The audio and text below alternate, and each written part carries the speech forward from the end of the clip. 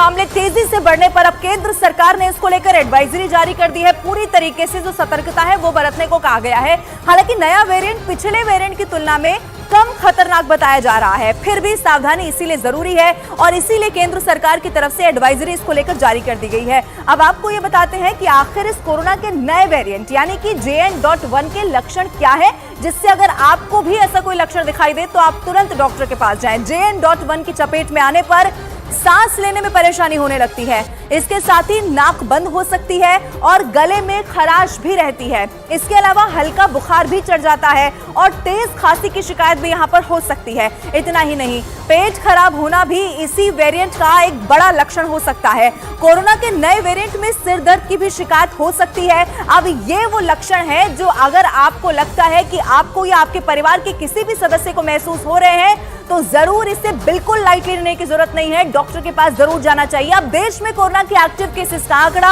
2500 के पार जा पहुंचा है। कोरोना के नए वेरिएंट यानी कि JN.1 वेरिएंट ने बहुत तेजी से अपने पैर पसारना शुरू कर दिया है। भारत में इस वेरिएंट के अब तक 21 मरीज सामने आ चुके हैं और देश के कई राज्यों ने अलर्ट जारी कर दिया है। इस बीच बिहार के मुजफ्फरपुर में भी स्वास्थ्य विभाग ने कोरोना के नए वेरिएंट को लेकर स्वास्थ्य विभाग को अलर्ट कर दिया है और इसी के साथ ही स्वास्थ्य विभाग ने RT-PCR जांच में बढ़ोतरी कर दी है।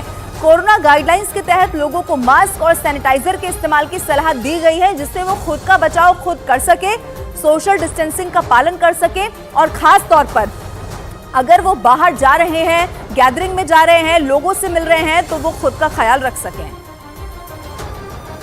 कोरोना के नए वेरिएंट JN.1 को लेकर एक बार फिर से स्वास्थ्य विभाग ने अलर्ट जारी किया है। इसको लेकर मुजफ्फरपुर के भी तमाम अस्पतालों को अलर्ट जारी किया गया है। इस वक्त हम सदर अस्पताल में हैं और सदर अस्पतालों में भी जो है वह कोरोना को लेकर लोगों को अलर्ट कर दिया गया है और जो आदेश दिए गए हैं कि जितने भी जिले के अस्पताल हैं उन सभी जगहों पर 100 RT-PCR जांच जो है वह होना है। हालांकि आगे चलकर जो है लोगों को तमाम वो जो गाइडलाइन जो पुराने SOP थे उसे फॉलो करना है, यानी मास्क लगाना है और आप देखेंगे कि लोग जो है वो अब मास्क लगाकर निकलने भी लगे हैं।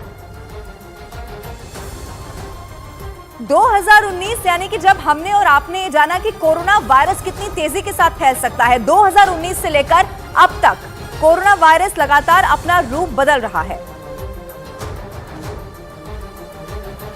और VC के माध्यम से आज सवेर में भी हम लोगों ने सब लोगों को इंस्ट्रक्शन किया है कि RT-PCR का टेस्ट करना है, 100 टेस्ट सब जगह करना है, 100 टेस्ट और उसको टेस्ट को बाद में बढ़ाना भी, जैसा इंस्ट्रक्शन आएगा बाद में बढ़ेगा भी और जितने भी प्रोटोकॉल हैं उससे जो भी SOP है सबको मेंटेन करना है।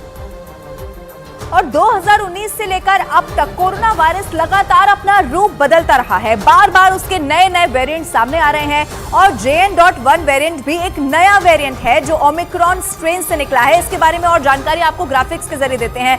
पहला मरीज यूरोप के देश लग्जमबर्ग में यहाँ पर मिला है और इसीलिए चिंता बहुत ज्यादा बढ़ जा रही है। सितंबर में पहला केस इसका सामने आया था जिसकी जानकारी मिली थी, लेकिन उसके बाद आप देखिए सबसे तेजी से जो वेरिएंट है वो यही फैलने वाला है और इसीलिए ये माना जा रहा है कि आने वाले समय में ज्यादा दिक्कत ना हो जाए। कोरोना के 15 से 29 मरीजों को बीमार करने के लिए यही जिम्मेदार है। चीन और ब्रिटेन में भी ये फैलना अब शुरू हो चुका है। इसके अलावा इसके बारे में जानकारी ये है कि WHO ने वैक्सीन को इसके लिए कारगर बताया, जो एक अच्छी खबर के रूप में भी देखा जा सकता है।